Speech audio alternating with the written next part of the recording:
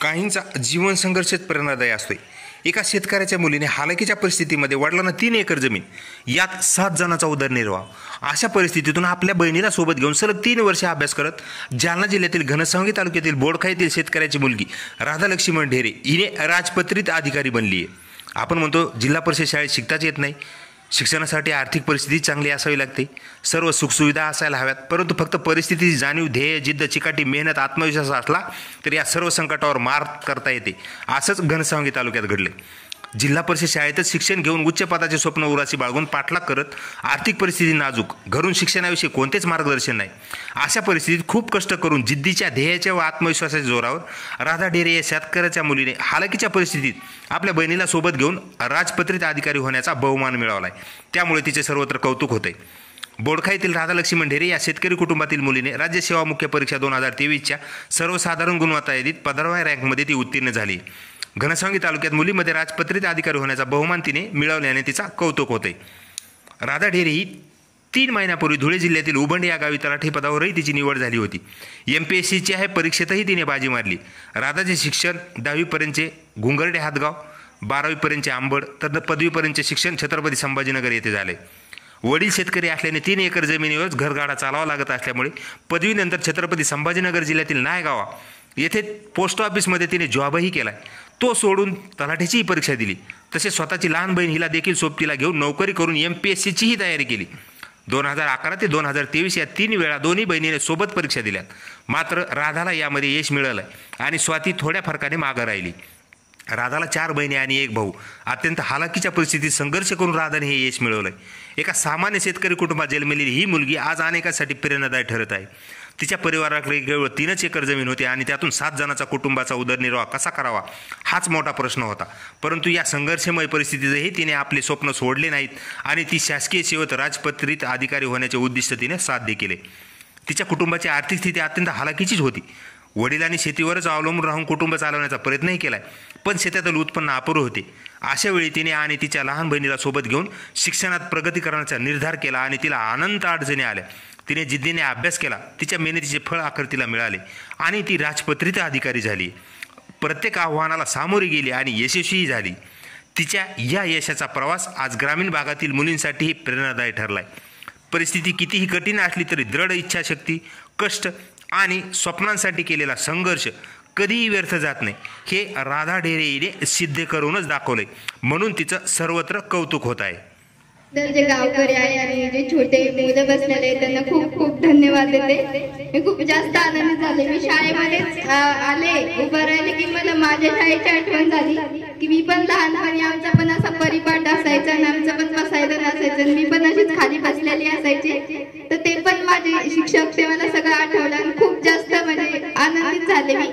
आणि शाळेत माझ्या पण शाळेमध्ये असेच कार्यक्रम ते राहायचे तर आम्ही पण ऐकायचो, तर तेव्हा पण असं वाटायचं की आपण पण काहीतरी बनावं आणि काहीतरी मोठं बनावं, असंच आपले पण कार्यक्रम वगैरे व्हावं। आणि शाळेत म्हणजे आज जे मुख्याध्यापक सर बोलले आणि शाळेचे जे सर बोलले त्यांनी मला आज पण म्हणजे प्रेरणा दिली की ते एवढं चांगलं बोलले की त्याच्यातून पण म्हणजे मी शिकले, आता पण शिकले।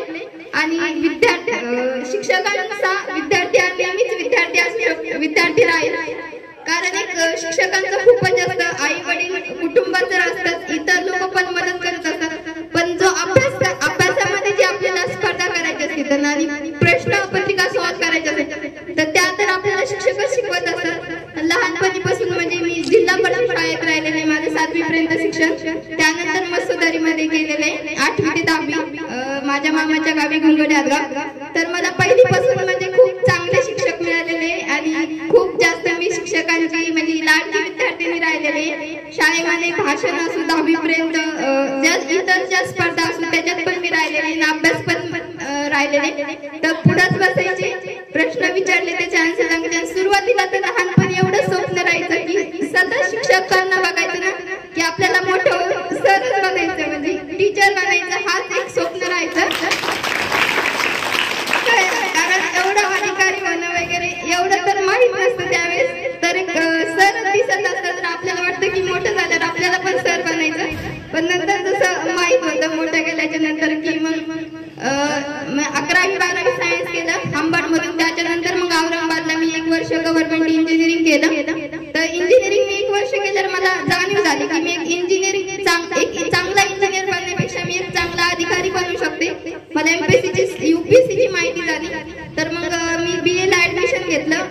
राज्यशास्त्र या विषयात. तर मग घरीच अभ्यास सुरू केला, कारण इंजिनिअरिंगचा अभ्यास खूप वेगळा असतो. तर मी ठरवलं की मला इकडंच बनायचंय, की एक अधिकारी म्हणून मला काम करायचंय, म्हणजे समाजासाठी, त्याच्यात मी जास्त आनंदी राहील. तर मग UPSCचा अभ्यास केला होता मी 3 वर्ष. त्यानंतर मग मी 2020 ला माझं 3rd इयर असतानाच मी पोस्ट ऑफिस मध्ये जॉईन झाले होते. औरंगाबाद तालुक्यामध्येच नायगाव या गावामध्ये राहिले. तर कारण घरचे माझे आई वडील शेतकरी आहे आणि एवढे जास्त दिवस वेळ लागतो ना, तर एवढे जास्त दिवस घरचे पैसे देऊ शकत नव्हते. तो पण एक खूप आर्थिक दबाव वाटायचा की किती दिवस घरून पैसे घेणार. त्यामुळे मग जॉब करायचं ठरवलं होतं आणि 2020 पासून 24 पर्यंत मी गावातच राहिले पुन्हा पण, आणि गावातच मी माझा अभ्यास सुरू केला. तर त्यानंतर मी UPSCचा एक पहिला प्रयत्न दिला. तर माझी प्रिलिम नव्हती झाली, म्हणजे पूर्व परीक्षा. तर मग मला वाटलं UPSC खूप मोठं होईल, त्याच्या मुख्य परीक्षा मुंबईला असतात, इंटरव्ह्यू दिलेला असतात, एवढा प्रवास तर आपल्याच्याने होणार नाही. त्याच्यापेक्षा आपण MPSC करू, MPSCतून लवकर आपण पर मिळू शकतो. मग 2020 पासून MPSCचा अभ्यास सुरू केला आणि 2021 ला मी पहिली माझी परीक्षा दिली होती. पूर्व परीक्षा त्याच्यात माझं झालं नव्हतं. 22 ला मी मुख्य परीक्षा दिली, पूर्व झाली होती, मुख्यमध्ये झालं नव्हतं. 23 ला मग पूर्व मुख्य मुलाखतला होते. आणि त्यासोबतच इतर ज्या परीक्षा असतात MPSC सोबत कंबाईनच्या इतर सरळ सेवेच्या निघल्या होत्या. 2023 मध्ये सर्व परीक्षा दिल्या होत्या. तलाठी, नगर परिषद, तलाठीमध्ये पण माझी निवड झाली होती. तर जुलैमध्ये पोस्ट ऑफिस सोडल्याच्या नंतर मी ऑगस्ट मध्ये तलाठी धुळे या ठिकाणी जॉईन झाले होते.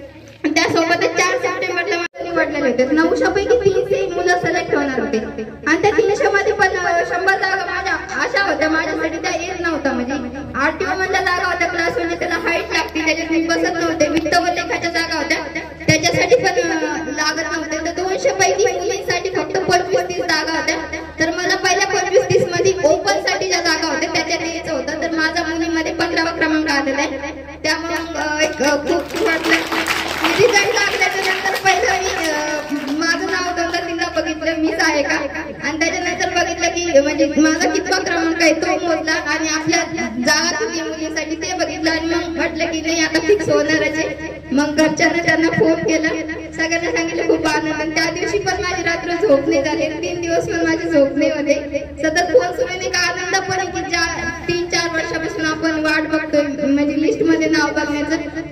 तर त्याचा एक आनंद. तर घरच्यांचा त्यांचा खूप आई वडिलांचा सपोर्ट राहिलेला आहे की शेतात काम करून म्हणजे दुसऱ्याच्या शेतात रात्री उसाला एवढं पाणी द्यावं लागतं. आईला पण दुसऱ्याच्या शेतात काम करावं लागत होतं. तर ते काम करून पैसे दिलेले, तर त्याची पण एक जाणीव होती. बाहेर राहिला आणि की अभ्यास करताना की नाही, आपण जर अभ्यास नाही केला तर काहीच नाही होणार. आणि भीती वाटते, अभ्यास करताना खूप भीती वाटते. जेव्हा परीक्षामध्ये आपण नापास व्हायचो ना, तेव्हा घरी येऊन आपण रडायचो. म्हणजे रात्री पण झोप नव्हते, 3-4 दिवस तर करमतच नाही. रडण्यात येतं पण भीती वाटायची पुढच्या परीक्षेत काय होईल. पण तरी पण आपण करत राहायचं हे सांगून, कारण स्पर्धा आहे तर भीती खूप जास्त वाटते.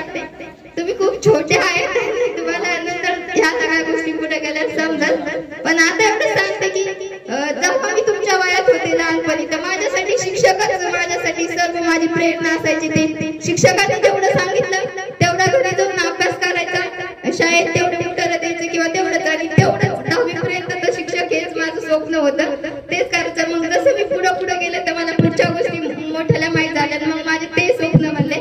पण तरी पण शिक्षकांचा खूप जास्त हे राहतो. म्हणजे आपण आपल्याला वाटतं की शिक्षकांनी मला बोलावं नाही किंवा मला प्रश्न विचारावं नाही, मी मागं बसावं क्लासमध्ये. तसं न वाटतं, न घाबरता आपण शिक्षकांशी बोलायला पाहिजे, प्रश्न विचारायला पाहिजे. त्यातून आपला विश्वास वाढत जातो आणि आपल्याला अभ्यासाची प्रेरणा पण भेटते की आपण वर्गात हुशार आहे ना. अभ्यासाची गोडी लहानपणापासून असते की मी पहिलीपासून माझं दरवर्षी स्वप्न राहायचं की मला क्लासमध्ये पहिला नंबर आणायचा. 10वी पर्यंत पण पहिली राहिली, 12वीला पहिली राहिली. त्याच्यानंतर पण माझं यावेळेस पण स्वप्न होते की मला महाराष्ट्रामध्ये मुलीमध्ये पहिले यायचं. तर माझा 15वा क्रमांक आलेला आहे. तर मला थोडे मार्क कमी पडलेले त्याच्यासाठी. तर आता 24ची पुन्हा परीक्षा द्यायची आणि माझी बहीण पण होती सोबत, तिचं पण थोड्या मार्कानेच राहिलेलं आहे. आणि आमचं स्वप्न होतं की दोघींनी सोबत अभ्यास केला तर दोघी पण सोबतच अधिकारी बनून यायचं, ते एक बाकी राहिलेलं. तर 24 मध्ये आम्हाला त्याच्यासाठी पण प्रयत्न करायचे. पुन्हा आपण उपजिल्हाधिकाऱ्याच्या मोठ्या जागा यावेळेस जास्त निवडणुकीमध्ये जास्त जागा आहे, तर त्याच्यासाठी पण अभ्यास सुरू ठेवणार. आणि अभ्यासामध्ये एकदा आवड आपल्याला निर्माण झाली की आपल्याला करायचं तर ती आवड आपल्या